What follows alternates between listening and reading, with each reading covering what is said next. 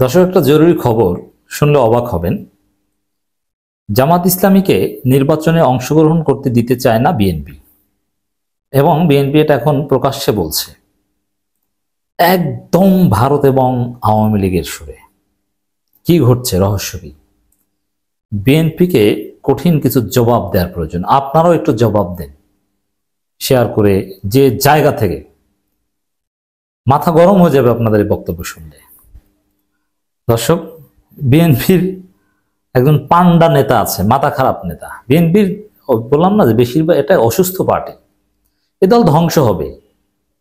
এদের কোনো নেতার ক্যান্সার, কারো লিভারের সমস্যা, কারো কিডনি ঠিক নাই, কারো মাথার স্ক্রু ঢিলা, কারো পেট মোটা, কেউ খাইতে পারে না, কেউ হাঁটতে পারে না, কারো লাঠি নিয়ে হাঁটা লাগে, কাউকে ধরে আরেকজনকে উঠাতে হয়।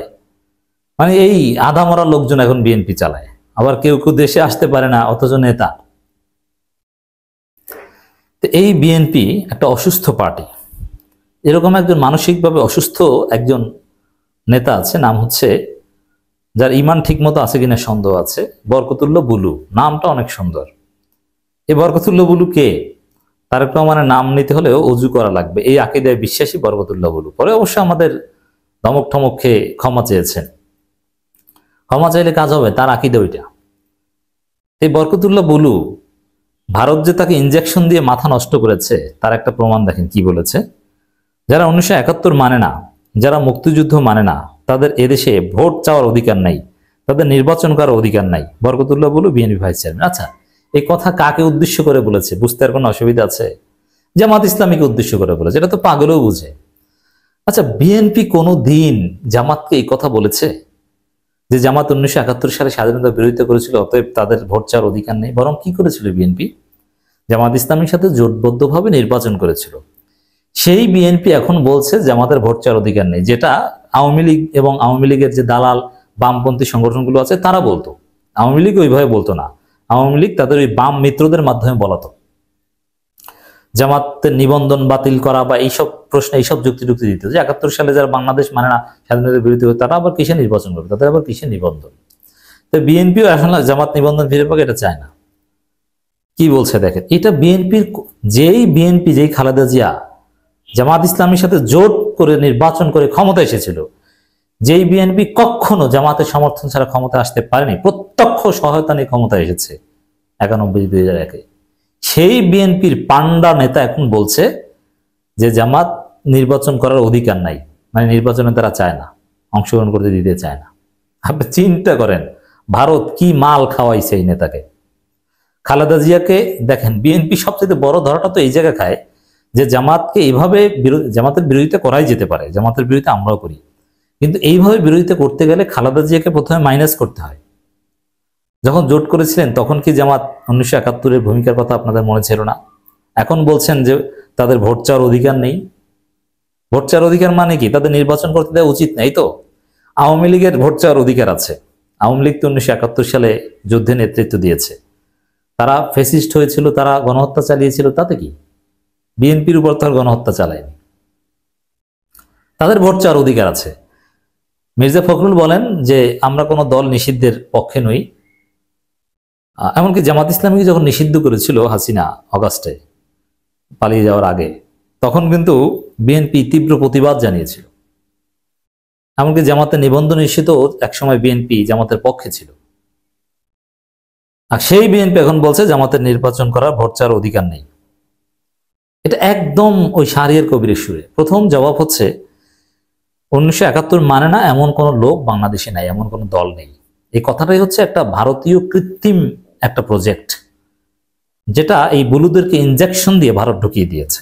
এই বুলুরাও ভারতের দালাল, নইলে এই ধরনের কথা কেউ বলে না। যারা মুক্তিযুদ্ধ মানে না এমন কেউ বাংলাদেশে নেই। বাংলাদেশে সবাই মুক্তিযুদ্ধ মানে। বাংলাদেশে মুক্তিযুদ্ধ মানে না এমন কোন লোক বাংলাদেশে থাকবে কেন? আর মুক্তিযুদ্ধর ওই প্রজন্মই তো বর্তমানে তেমন নেই, খুব কম আছে, অল্প কিছু লোক জীবিত আছে। এই নতুন প্রজন্ম তারা মুক্তিযুদ্ধ মানবে না কেন? এই মুক্তিযুদ্ধ না মানা, এই যে বাইনারিটা, এটি হচ্ছে ভারত ইনজেকশন দিয়ে এদের শিখিয়ে দিয়েছে।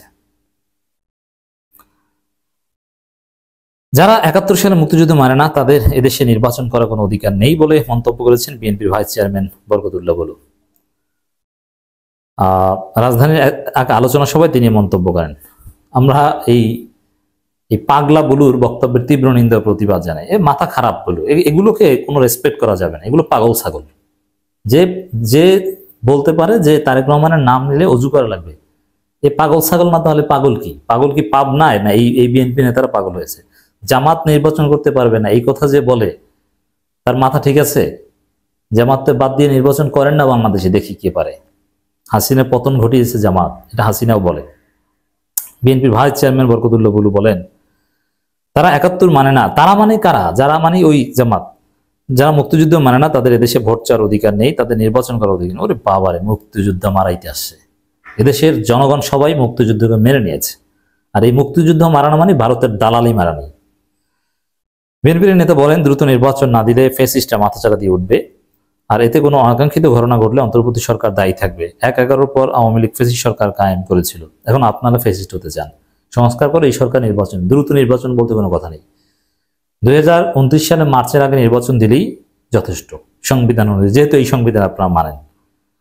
আর সংবিধান অনুযায়ী মধ্যবর্তী নির্বাচনের কোনো ক্লজ নেই। সাবেক মন্ত্রী মশিউর রহমান জাদু মিয়ার, এই মশিউর রহমান জাদু মিয়াই তো সম্ভবত বড় রাজাকার ছিল। এখন তার মৃত্যুবার্ষিকীর অনুষ্ঠানে যে জামাতের বিরুদ্ধে বলে, এটা খুবই হাস্যকর। এর মাথায় কাজ করে না, বললাম না, এরা অসুস্থ, কিছুদিন পর পর হসপিটালে ভর্তি হয়, অনেক হাই পাওয়ার ঔষধ খায়, হায়ার অ্যান্টিবায়োটিক খায়, এই জন্য এদের মাথায় কাজ করে না। তিনি বলেন, একজন সত্যিকার দেশপ্রেমিক রাজনীতিবিদ ছিলেন জাদু মিয়া। হ্যাঁ, জাদু মিয়া ভালো ছিলেন, কোনো সন্দেহ নেই। তিনিও ৭১-এর বিরোধিতা করেছিলেন, কিন্তু স্বাধীন বাংলাদেশকে মেনে নিয়েছিলেন। বারবার দেশের গণতন্ত্রের সংকটে এমন রাজনীতি প্রয়োজন। এ সময় সবাইকে নিয়ে জাতীয় সরকার গঠন করার আহ্বান জানান বরকতুল্লাহ বুলু। কেন? জামাত তো স্বাধীনতা বিরোধী, তাদের নির্বাচন চাওয়ারও অধিকার নেই, ভোট চাওয়ার অধিকার নেই, তাদেরকে নিয়ে জাতীয় সরকার গঠন করবেন কেন? বলেন যে জামাত বাদে, সাহস থাকলে বলেন। বরকতুল্লাহ বুলু গুপ্ত সংগঠন নিয়েও কথা বলেন। এই গুপ্ত সংগঠন তো এখন বিএনপি, তারেক রহমান নিজেই তো গুপ্ত। কোথায় তারেক রহমান? দেখি না তোমরা।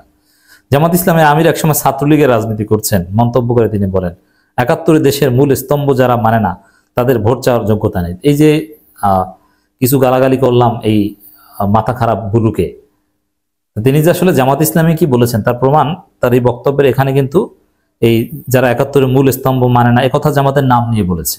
অতএব উপরে ইশারা ইঙ্গিতে বললো, নিচে জামাতের নাম নিয়ে প্রমাণ করেছেন। তিনি জামাতের ক্ষেত্রে বলেছেন যে জামাতের নির্বাচন করার ভোট চাওয়ার অধিকার নেই।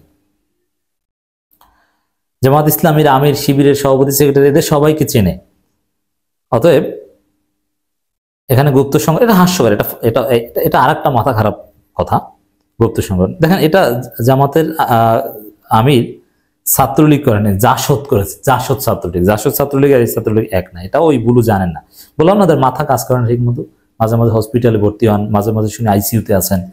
এর এত হায়ার অ্যান্টিবায়োটিক খাইলে মাথা কাজ করে নাকি? আমাদের জ্বর হলে অ্যান্টিবায়োটিক খাইলেই মাঝে মাঝে কেমন যেন লাগে, তা এদের মাথা তো কাজ করার কথা না। আর জামাতের আমির জাসদ ছাত্রলীগের তেমন কিছুই ছিলেন না, কর্মী ছিলেন বলা হয়, সম্পর্ক রাখতেন, আসলে তেমন কিছুই ছিলেন না। এটা হাস্যকর কথা। আর যদি থেকেও থাকেন তাহলে কি? তাহলে তারা ভালো যে না, তারা মুক্তিযুদ্ধের পক্ষে ছিল, মুক্তিযুদ্ধের পক্ষের একটা সংগঠন করতেন জামাতের আমির। এটা তো জামাতের লোকজন একসময় গ্লোরিফাই করতো যে না, জামাতের আমির জামাত করেন না ৭১ সালে, তিনি জাসদ ছাত্রলীগ করতেন। এটা তো আরো পজিটিভ। তো মাথা যে সমস্যাগুলোদের, বুঝতে পারছেন যে কি দিয়ে কি মিশায়? ন্যূনতম সংস্কার করে দ্রুত নির্বাচন দেওয়া হবে এমন প্রত্যাশা করেন জানান। আপনি ততদিন বাঁচেন কিনা সন্দেহ আছে, যতদিন নির্বাচন হবে। আর নির্বাচন হলে বিএনপি ক্ষমতা আসতে পারবে না।